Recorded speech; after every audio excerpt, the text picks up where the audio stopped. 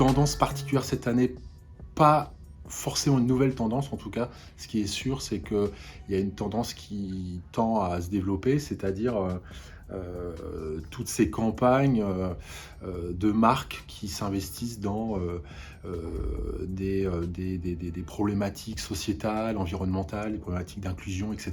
Sur 4000 cases, je pense qu'il y a au moins pas loin de 2000 travaux qui traitent de ça.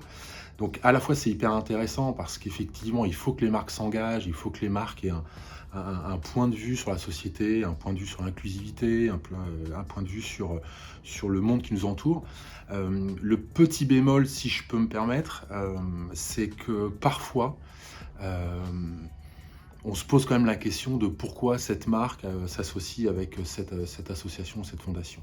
Donc parfois le lien n'est pas tout à fait clair. Ce qui me semblerait intéressant, et ce que je pense qu'il va falloir qu'on fasse même chez nous à l'agence vis-à-vis de nos clients, c'est de s'engager sur une cause et de la creuser vraiment de façon on va dire beaucoup plus profonde, et peut-être chaque année ressortir une campagne ou deux activations sont toujours sur le même sujet. Et puis deuxième truc, peut-être un peu plus cynique, et en même temps c'est intéressant de le dire, aujourd'hui je crois qu'à peu près 86% des marques disparaîtraient, tout le monde s'en ficherait un petit peu. Donc c'est aussi une façon pour ces marques-là de sortir un petit peu dans ces 14% qui resteraient, pour prouver aux gens effectivement leur engagement. Il y a un case que je trouve hyper intéressant justement sur l'engagement d'une marque vis-à-vis d'un problème sociétal. Il y a une campagne que j'ai vue, que je trouve vraiment intéressante, qui s'appelle Exhibition AI. Il y a un endroit en ce moment, en 2023, où les journalistes et les photographes n'ont pas le droit d'aller, c'est dans les camps de réfugiés. Et donc l'activation est hyper intéressante, et je trouve que d'ailleurs c'est une très belle utilisation de l'AI. On a proposé aux gens de porter un micro, et en étant témoin de ce qui se passait dans ces camps de réfugiés, en fait, leur témoignage a créé des prompts qui eux-mêmes ont créé des visuels.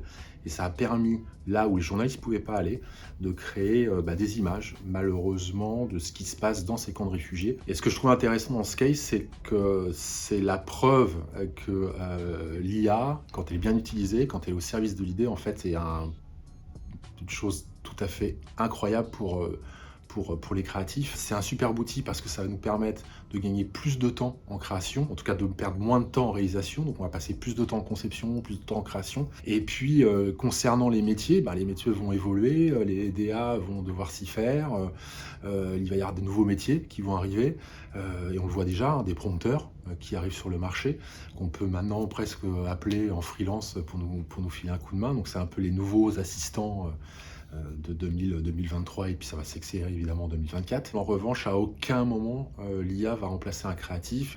Donc moi j'ai l'impression, en tout cas, je trouve ça super d'embrasser le truc. Je trouve qu'on a là devant nous plein de choses à explorer, plein de nouvelles façons de penser, plein de nouvelles créations à proposer.